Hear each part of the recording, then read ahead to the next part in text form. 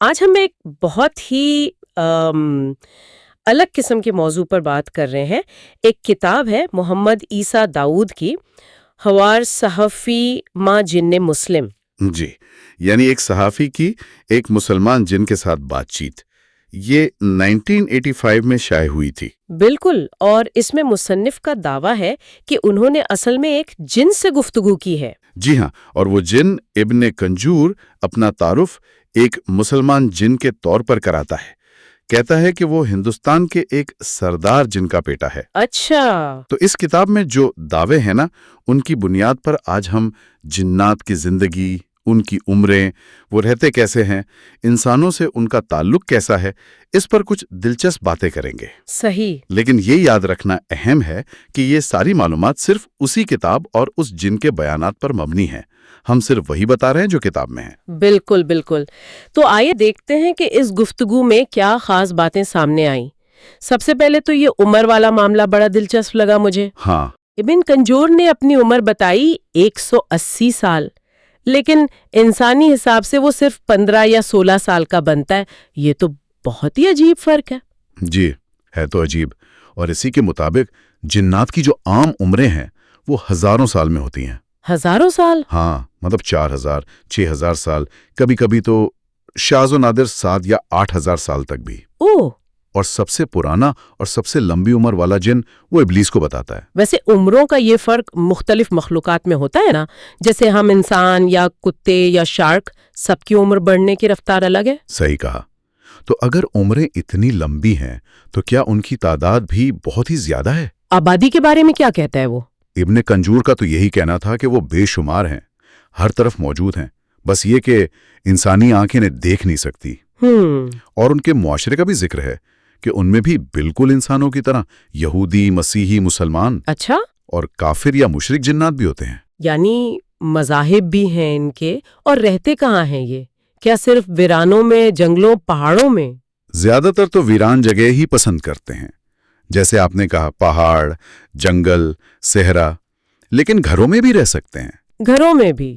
جی، ابن کنجور نے تو یہ بھی دعویٰ کیا تھا کہ جس وقت یہ گفتگو ہو رہی تھی نا، مصنف کے اپنے گھر میں 4 جنات کا ایک پورا خاندان، میاں، بیوی اور 2 بچے وہاں مقیم تھے۔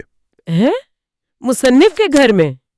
یہ تو کافی حیران کن بات ہے کہ کوئی نادیدہ مخلوق اتنے قریب ہو سکتی ہے۔ بالکل، اور گھروں میں ان کی موجودگی کی جو تفصیلات بتائی ہیں وہ بھی کافی عجیب ہیں۔ جیسے کہ چھت سے الٹا لٹکے رہنا، یا کھانے میں شریک ہونا لیکن کھانا کم نہیں ہوتا۔ اچھا، یا جو خالی جگہ ہیں گھر میں، کرسیاں ہیں، قالین ہیں، کوئی بستر استعمال نہیں ہو رہا، وہاں سو جانا۔ اور یہ بھی کہ بعض اوقات وہ فجر کی نماز کے لیے جگہ بھی دیتے ہیں۔ یہ تو ہوئی نا بات۔ اچھا، وہ ایک حدیث کا بھی حوالہ دیا جاتا ہے نا چوتھے بستر کے بارے میں۔ جی بالکل، وہ جو خالی جگہوں پر رہنے والی بات ہے وہ ایک حدیث نبوی سے کچھ مطابقت رکھتی ہے، یعنی پیغمبر اسلام صلی اللہ علیہ وسلم کی تعلیمات سے منسوب ایک روایت ہے کہ گھر میں ایک اضافی غیر استعمال شدہ بستر شیطان کے لیے ہوتا ہے، یعنی خالی جگہ ان کے زیر اثر آ سکتی ہیں۔ صحیح۔ اچھا، ان کی شکل و صورت کے بارے میں کیا؟ وہ کیسے دکھتے ہیں؟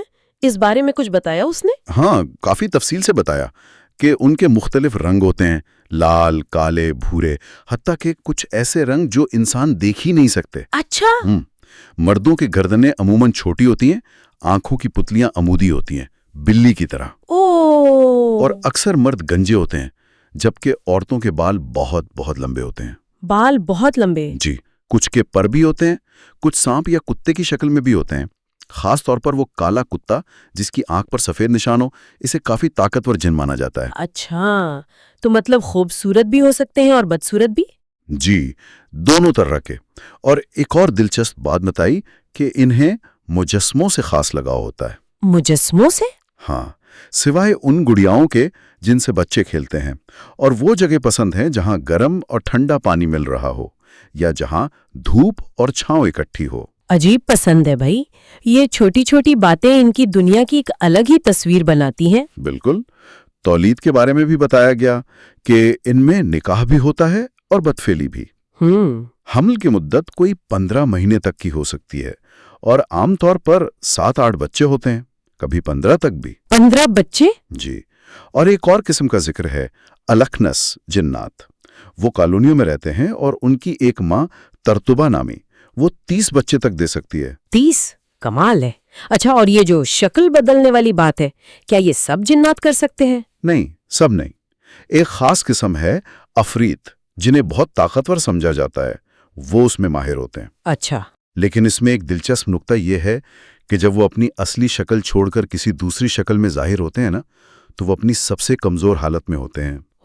یعنی تب ان کو نقصان پہنچایا جا سکتا ہے؟ جی بالکل، اور یہ شکل بدلنے کا عمل ان کے لیے خود بھی تکلیف دہ ہوتا ہے۔ یہ بھی بتایا کہ ان کے اپنے قانون ہیں اور ان کی سزائیں انسانوں کے قانون سے کہیں زیادہ سخت ہیں۔ یعنی ایک پورا پوشیدہ معاشرہ اپنے سخت اصولوں کے ساتھ چل رہا ہے۔ اچھا، انسانوں اور جنات کے تعلق پر کیا کہا؟ خاص طور پر شادی وغیرہ کا کوئی امکان؟ ابن کنجور کے مطابق یہ ناممکن ہے۔ وجہ وہی تخلیق کا فرق۔ اچھا، آگ اور مٹی والا؟ جی، انسان مٹی سے، جن آگ سے، تو یہ بنیادی فرق ہے۔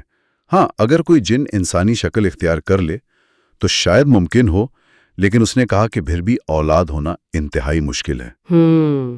تو مطلب یہ گفتگو ایک ایسی دنیا کی جھلک دکھاتی ہے جو ہمارے ساتھ ہی، ہمارے ارد گرد ہی موجود ہے، مگر ہمیں نظر نہیں آتی۔ بالکل۔ اور یہ دعویٰ کہ ان کے قوانین انسانوں سے زیادہ سخت ہیں، یہ تو واقعی سوچنے پر مجبور کرتا ہے۔ یقیناً، اور یہ نکتہ کہ جنات جب ظاہر ہوتے ہیں تو اپنی کمزور ترین حالت میں ہوتے ہیں، یہ بھی کافی غور طلب ہے۔